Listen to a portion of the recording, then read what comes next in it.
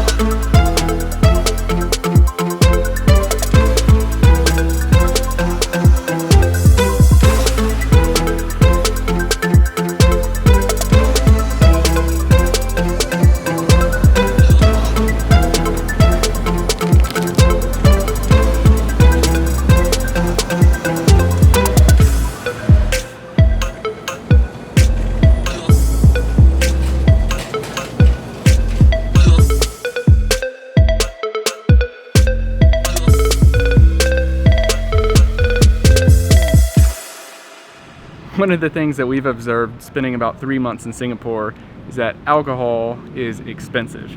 So what does that mean exactly in terms of price? Well, one thing's for sure before we get into the details of what the prices are is that you're definitely going to save some money if you purchase your alcohol from a grocery store or even a hawker center. Yeah, that's usually the case, and that's also why we almost never purchase alcohol at a restaurant. Yeah, we go to the grocery store anytime we want to get anything. So the grocery store that we use most often, we tried out a bunch of grocery stores, but Fair Price by far is the one that we went to most. That's where we would get our different varieties of beers and occasionally wine. Yeah, so in terms of actual prices, well, it depends on let's stick with beer for example. So there's a ton of variety of beers that you can get from locally brewed to imported options. What is the most popular Singaporean brewed beer? Tiger beer, by far. Tiger beer, okay. So we did try Tiger beer. I think it was $15 Singapore for a 6-pack. So comparing that to the beer that was our go-to, which was Raffles, which is also a locally brewed, that cost about a little under $10 Singapore for a 6-pack, which would be about $7 US. So that's pretty comparable with US standards. But if we look at something else, like Heineken, for example, that's going to set you back $20 Singapore, which is about $16 US for a 6-pack. Yeah, that's high. So in terms of pricing for wine, we saw, if you go to Fair Price and you're going to get a bottle of wine, for the small bottles, like the 750 milliliters, you're going to be paying about 21 to 22 Singapore, and that's on the low end.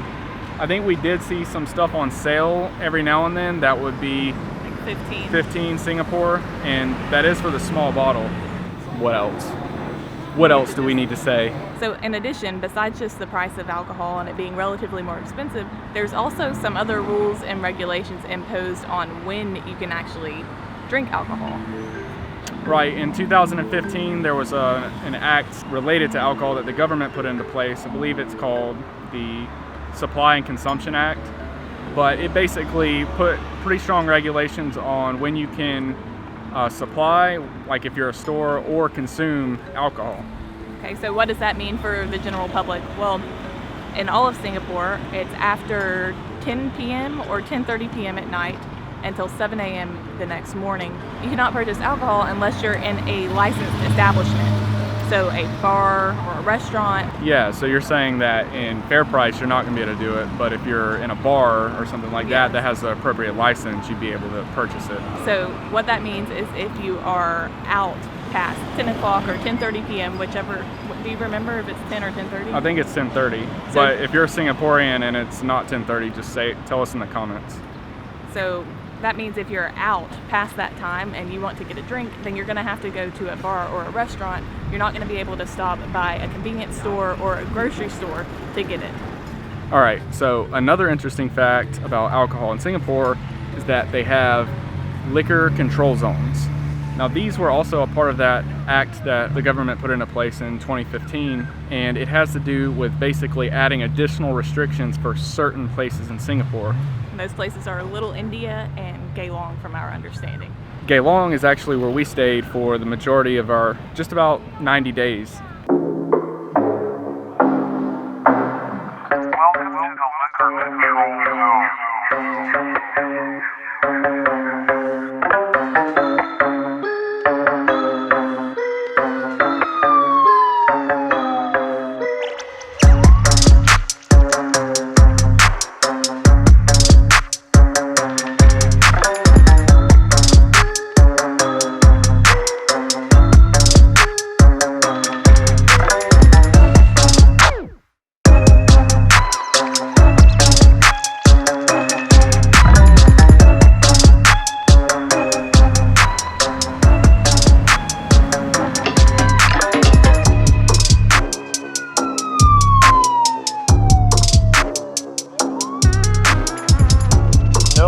Consumption of liquor in public places.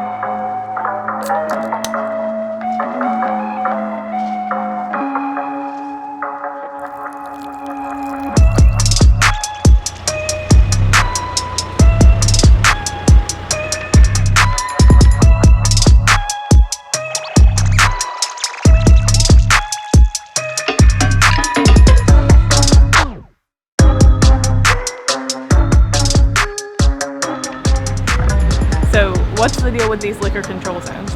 Well, in addition to the rule that we mentioned a few minutes ago where you can't purchase alcohol from 10:30 to 7 unless you're in a licensed establishment, then you also can't drink in public during those times, which I think is for all of Singapore anyways, but the main thing for liquor control zones is that you're not allowed to purchase it after 7 p.m.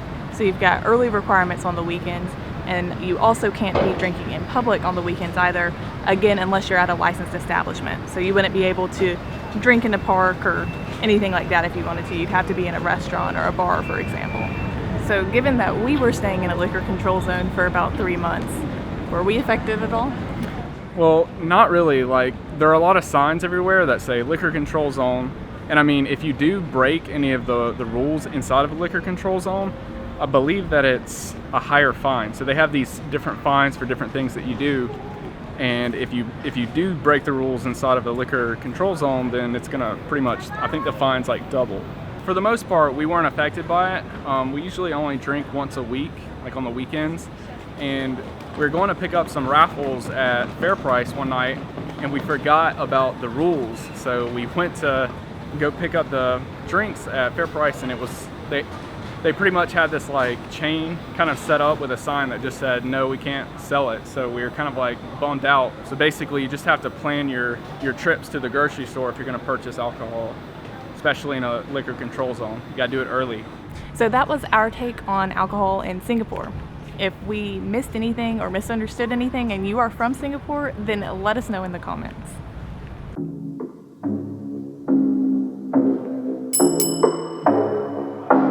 This looks like pretty busy. It's good. Move. No consumption of liquor in public places.